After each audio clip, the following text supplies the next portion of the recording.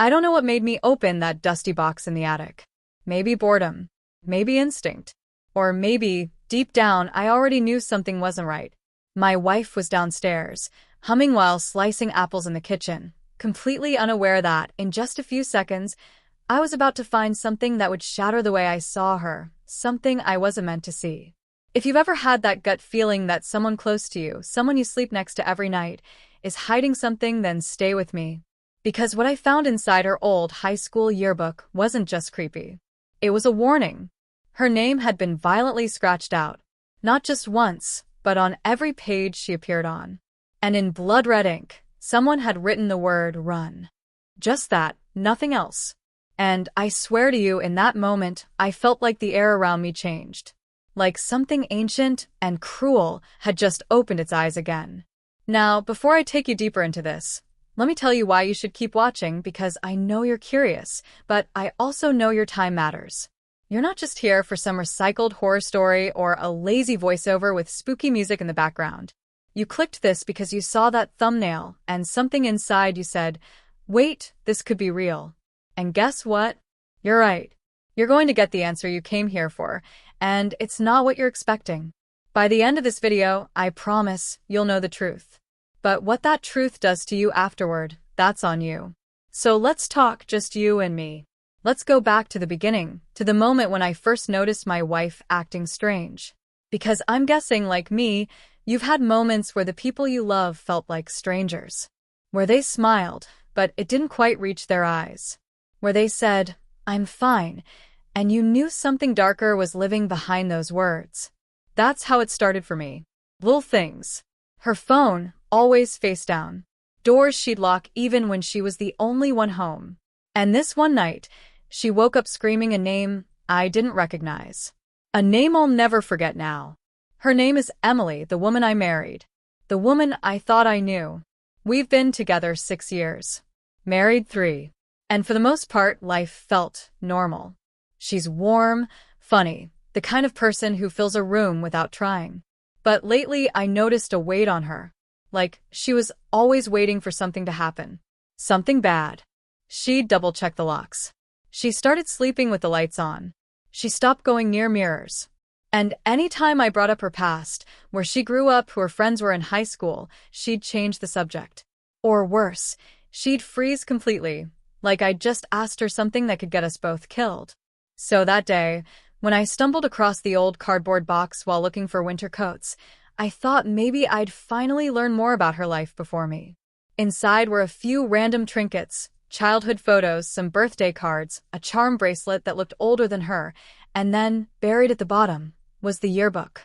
Plain black cover, gold embossed letters. Class of 2006, Willow Creek High. I remember flipping it open casually, not expecting anything. But the moment I saw the first page with her picture, I stopped breathing. Someone, and I mean someone filled with rage, had gone through every page and scratched her face out with a knife or a razor or something sharp enough to leave actual grooves in the paper. Deep ones. Like the person didn't just want to erase her, they wanted to hurt her. And next to almost every photo, scrawled in thick red marker, was the word, run. Just that. All caps. Over and over and over. Sometimes underlined. Sometimes with arrows. One time, right across a group photo, it just said, you shouldn't have come back. And the worst part? I didn't recognize any of the people in the photos with her. They all had smiling faces, but not a single name matched the ones she'd ever mentioned. Even creepier, none of them had their names scratched out. Only hers. Everyone else looked fine. But on the last page, where they usually print the most likely to, quotes, Emily's entry had been blacked out completely. Like someone had taken a Sharpie to the page. You couldn't even make out the original print beneath it. And underneath that, in messy handwriting, someone had written, SHE doesn't belong here. Now here's where things go from weird to full-blown nightmare fuel. I confronted her about it that night. She turned white as a ghost the second she saw it in my hands. She didn't get angry. She didn't cry. She just froze. And then, slowly, she whispered, you weren't supposed to find that. Not where did you find that or why are you going through my things? No. You weren't supposed to find that. Like the book itself was a trap. Like I'd triggered something that couldn't be undone. I asked her what it meant. Why someone would do that. Who wrote those messages. But she wouldn't say. All she did was shake her head and tell me we needed to leave the house. That night. No questions. Just leave. And when I asked, leave where? Go why? She looked me dead in the eyes and said something I still can't make sense of, because it knows you saw it. And now, it's going to wake up. So now, we're here. And listen, I know how this sounds. I'm not here trying to convince you to believe in ghosts or curses or whatever. But I am telling you this. Something is wrong. Deeply wrong. And the more I dig, the more I realize this isn't just about my wife or her past. It's about a whole town that pretended something never happened. It's about a secret buried for decades. And it's about a group of kids who made a deal that went too far, and only one of them lived to tell about it. So stay with me, because in the next few minutes, I'm going to show you footage. Old newspaper clippings. Messages I found that weren't meant to be found. I'm going to take you with me as I try to figure out who, or what, wants my wife gone. And trust me, you'll want to see this through. Because what's coming next is the part no one's been able to explain. The part that even the police wouldn't touch. The part Emily warned me about right before she disappeared. I haven't seen her in 3 days. And last night, someone left the yearbook open on our front porch. A new message was scrawled across the cover. It said, "You didn't run." I didn't sleep that night. Not even for a minute. The house felt too still, like it was holding its breath. I kept pacing around the living room, yearbook clutched in one hand, trying to make sense of everything. The porch light flickered on and off, casting long shadows across the wooden floor. I kept glancing at the window, expecting to see someone or something watching. But no one came. Just the wind pushing leaves down the street and the occasional creak of the house settling. That yearbook, though it sat heavy in my lap like a cursed object, humming with silence. The fresh message on the cover, "You didn't run," wasn't in the same handwriting as the others. That was the first thing I noticed. The letters were shaky, almost childlike, like someone had written it in a rush or with trembling hands. I flipped through the pages again, slower this time, looking for anything I might have missed. There, wedged between 2 stuck-together pages near the back, I found something, a folded piece of paper, yellowed with age and brittle at the corners. It was a letter, handwritten and dated 2006. Just one sentence. "If you're reading this, it means she came back. And now none of us are safe." By morning, I was numb. I called her phone for the 5th time. Still no answer. Straight to voicemail. Her last message had been short, almost robotic. "Don't follow me. Please. Don't look for me. I'm doing this to protect you." I played it over and over, trying to pick apart her tone, the pause between her words, even the subtle sounds in the background. Birds? Water? It was hard to tell. But something in her voice didn't sound like fear. It sounded like guilt, like she was doing penance for something. And that's when I knew this wasn't just about some high school drama that went too far. This was deeper. Older. Whatever it was, it didn't start with her, and it sure wasn't going to end with me. I decided to go back to Willow Creek, the town where she grew up. I didn't tell anyone I was leaving. Just packed a bag, grabbed the yearbook and the letter, and got in the car. The drive was long and strangely quiet. No music, no podcasts. Just the sound of tires on pavement and the hum of my own racing thoughts. I kept going over the people I'd seen in the photos. Some of them had signatures next to their names. I figured if I could find at least one of them, I might get some answers. Maybe they knew who wrote those messages. Maybe they could tell me what Emily was so afraid of. But the second I hit the town limits, I could feel it. This place wasn't normal. The air felt thicker. Trees leaned just a little too far over the road. Even the sky looked duller, like the color had been drained out of it. And no one on the streets made eye contact. Not one person. I pulled up to the local library first. It looked like it hadn't changed in decades. Dusty windows, rusted sign, a single flickering light over the door. Inside, it was just as I expected. Quiet, cold, and heavy with that old paper smell. I approached the front desk, where a middle-aged woman with graying hair and a name tag that read Martha sat typing slowly on an outdated computer. I asked her if they had archived yearbooks or school records from Willow Creek High. She didn't even look up when she answered. Just said, most of the records from before 2007 were lost in a fire. Town Hall might have copies. But her eyes, when I mentioned Emily's name, I swear she flinched. Barely. But it was there. Like she recognized it and was trying not to. I spent the next few hours going through newspaper archives, focusing on the years around 2006. That's when I found something that made my skin crawl.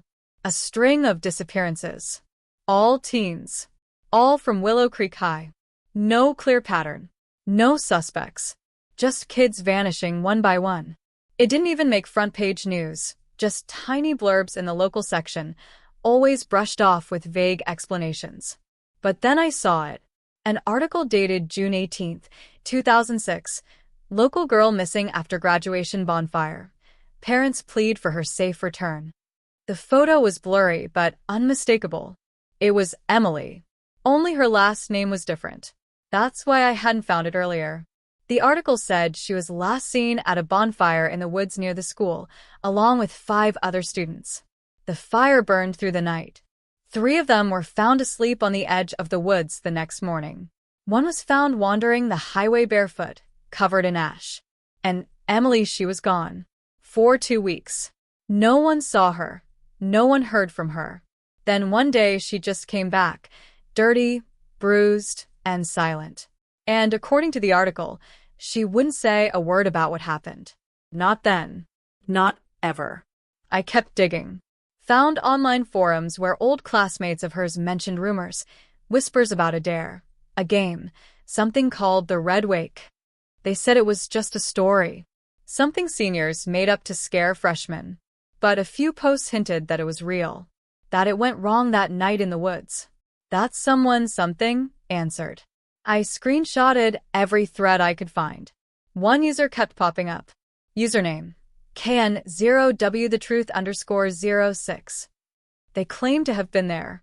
They posted cryptic messages, warnings to stay away from Willow Creek, to forget the yearbook, and to never look her in the eyes if she starts humming. That last part made my blood run cold. Because Emily had been humming all week. The same tune. Over and over. I hadn't thought much of it at the time. But now? It felt like a signal. I checked into a motel just outside town.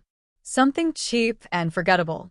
The kind of place that still had ashtrays in the rooms and static on the TVs. That night, I couldn't sleep again. Kept staring at the yearbook, flipping through the pages, feeling like I was being watched. Around 2 a.m., someone knocked on my door. Not loud, just 2 soft taps. I got up, heart racing, and looked through the peephole. No one there. But when I opened the door, there was an envelope on the ground. Inside, a photo. Old, color-faded, clearly taken with a disposable camera. It showed a group of teenagers standing around a fire, smiling. Emily was in the center. But the others, their faces had been scratched out with something sharp. Deep scratches, same style as the yearbook. On the back of the photo was a message. She said the name. We told her not to. Now we're all marked. I don't know what name they meant. I don't know who left the photo. But I do know one thing. I'm not the first person to uncover this. And if the pattern is real, I may not make it out either. Something is following me. I see shapes at the edge of my vision. I hear knocking when no one's there. My phone glitches every time I try to call someone from the town. And last night, someone whispered my name through the vent. Just once. But it was enough. I know now that whatever happened that night in 2006 was never buried. It's still alive. And Emily's return, it stirred it back awake. I'm going to find out the truth. No matter what it costs. Even if it means following the same path she did. But before I go any further, I need you to know one last thing.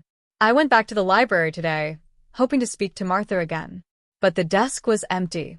Just a sticky note on the monitor that said, "Stop digging, or you'll end up like her." And taped underneath it was Emily's school ID, with her eyes scratched out. I stood in the library doorway long after the place had gone dark, staring at that sticky note and the ID taped below it like it was some kind of warning. No, not a warning, a threat. Emily's face, once so familiar, was now defaced with deep, deliberate gouges right across her eyes. The same kind of scratches I'd seen in the yearbook. Same pressure. Same rage behind it. Whoever left this message wanted me to stop.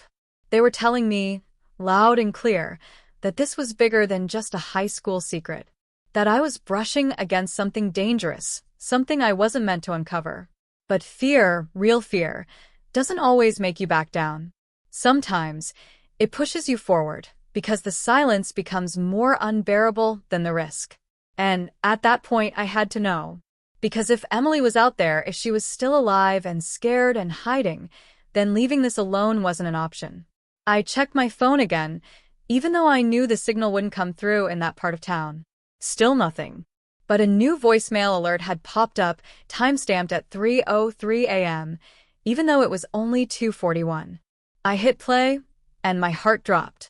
It was Emily's voice. But not like before. This time it was whispering, fractured, like it had been recorded through static or underwater. I couldn't make out much, but one sentence came through crystal clear: "Don't trust the ones who stayed." And then, at the very end, a voice I didn't recognize came on. "Mail. Calm. Too calm." He said, "You shouldn't be here." She broke the rules. "You're next." The line cut off with a sound I can only describe as bones snapping underwater. I don't care how brave you think you are. Hearing that alone in a dead silent building, with every light flickering like it couldn't decide whether to work or die, it makes your blood turn to ice. I left the library fast, got into my car, and drove without thinking. I ended up at the school, Willow Creek High. Or what was left of it. The building had been condemned years ago, overtaken by vines and cracked concrete. The windows were boarded up, and half the roof had collapsed. But I had to see it. I had to understand what kind of place could foster something like this. I parked out front and walked around the side, flashlight in one hand and the yearbook clutched in the other. There was a broken section of fence behind the gym. I slipped through it, heart pounding in my ears. The inside smelled like mold and ash and time. Every step echoed louder than it should have. Classrooms were empty, desks overturned, hallways tagged with graffiti, most of it harmless, except for one word that kept showing up again and again. Witness. Spray painted in red on locker doors, scratched into the tile with nails, written in smeared black soot across the old gym floor. Always the same word. Over and over. Witness. I made it to the auditorium. The air felt colder there. Still. I aimed my flashlight toward the stage and saw that someone had recently been there. The floor was swept clean, too clean. And there were candles placed in a circle, all burned down halfway. In the center, a photo of 6 teenagers, same group from the bonfire photo. And beneath it, something new, a Polaroid that hadn't been there before. I picked it up carefully. It showed me, standing outside the motel, looking over my shoulder. Taken just hours ago. That was the first time I felt true panic in my bones. Someone had been following me, watching, documenting my every move. And then I saw it, on the wall behind the stage, scrawled in giant red letters. She remembered. That's why she ran. My flashlight flickered, and I spun around thinking I heard footsteps. Nothing. Just the creak of old beams settling. But then something buzzed in my pocket, my phone. Another voicemail. This one just static.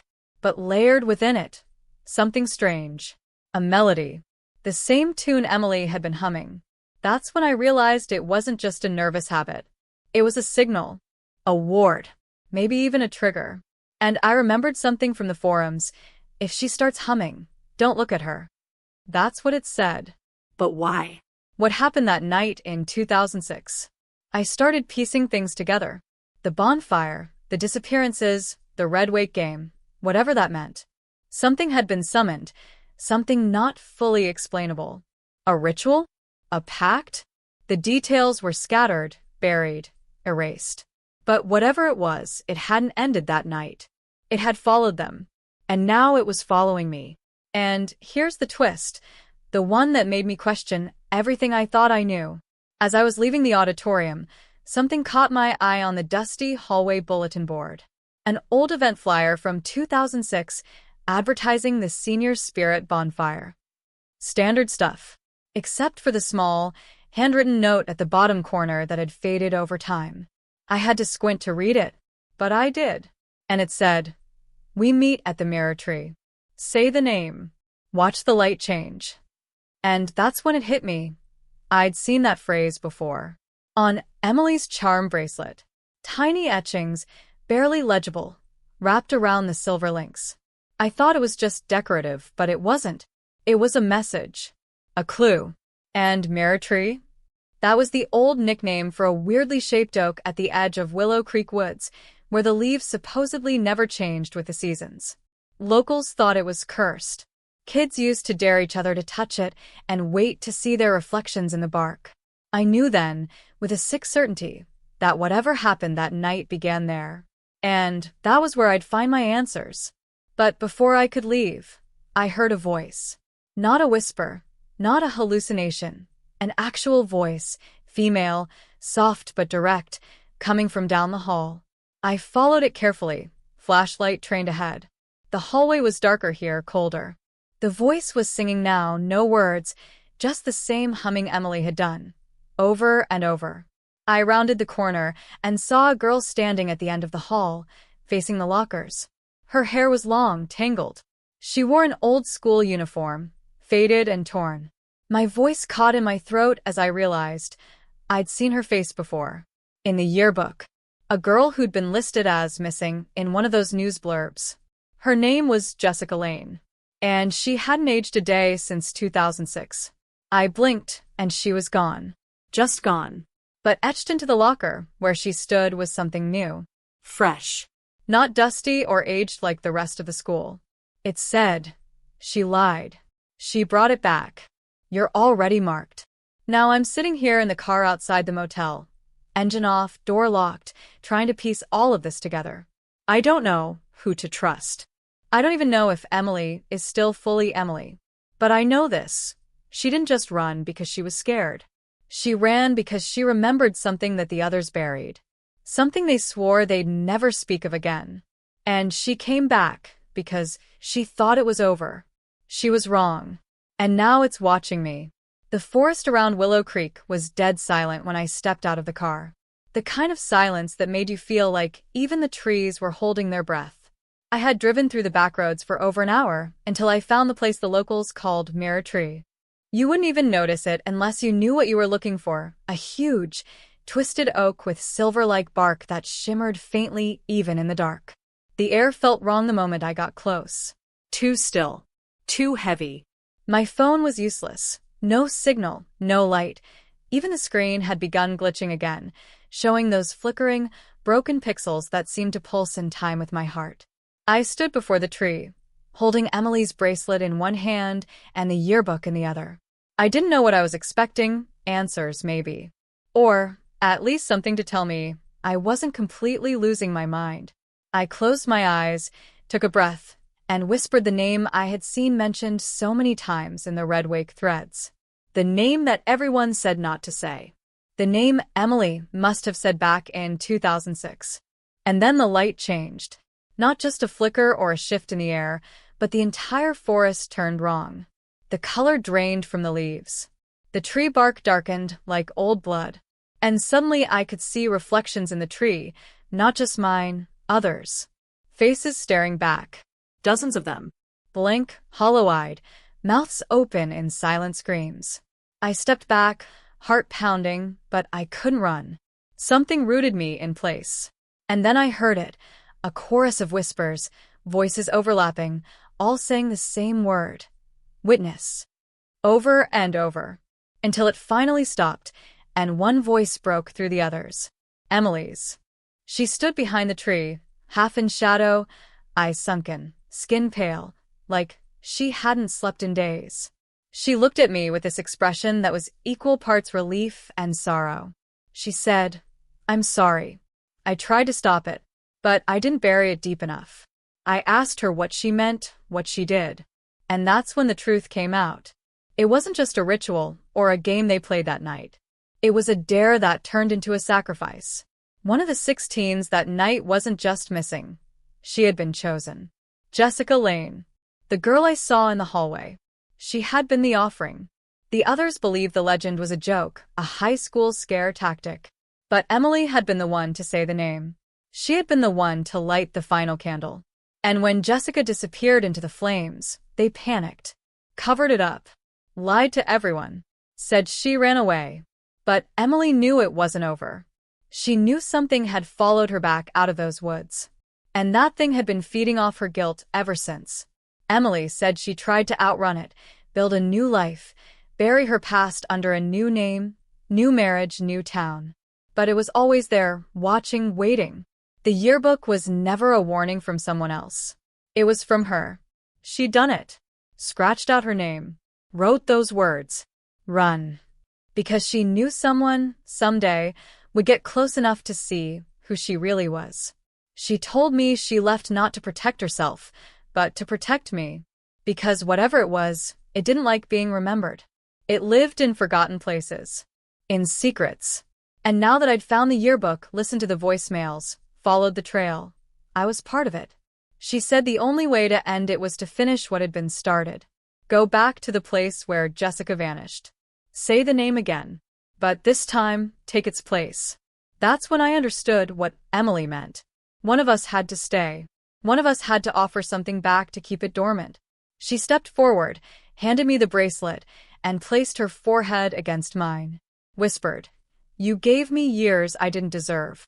Now I give you yours." And before I could stop her, before I could even beg her not to do it, she turned toward the tree and spoke the name again. But this time, she added something else. A second name. Mine. The bark split open. A scream echoed from the center of the tree. Not hers, not mine, but Jessica's. A shape emerged from the bark, pulling itself free like it had been trapped in amber for 2 decades. I'll never forget the way it looked. Not a monster, not a demon, just a girl. A girl stuck in the moment of her death, wide-eyed and forever on fire. Emily took a step forward, hands raised, and whispered something I couldn't hear. The girl nodded once, then reached for Emily's wrist. And just like that, they both were gone. No sound, no fire, just silence. The tree healed over. The reflections disappeared. The forest came back to life. Birds chirped, wind moved again, and the light turned warm. I stood there, stunned, broken, holding her bracelet and the yearbook. Her name, once scratched out in every photo, was back. Clear. Untouched. Smiling. I left Willow Creek before sunrise. Drove home in silence. No one stopped me. No one followed. The motel room was empty, as if I'd never been there. My phone worked again. My photos and voicemails were gone, wiped. Like it never happened. Except it did. I know it did. Weeks have passed now. I don't talk about it. Not with anyone. People ask where Emily went, and I say she left. That she couldn't stay. And maybe that's true. But sometimes, when I walk past a mirror or see the shimmer of light on a wet sidewalk, I catch her reflection. Not scary. Not sad. Just still. Watching. And sometimes I hear humming. If you made it this far, you deserve to know this. The past is never really gone. It waits for the right eyes to find it. It feeds off silence. Off secrets. And if you ever find a yearbook with someone's name scratched out and the word run written in blood-red ink, you run. Because you were never supposed to see it. End of story. Let me know if you want an epilogue or alternate ending.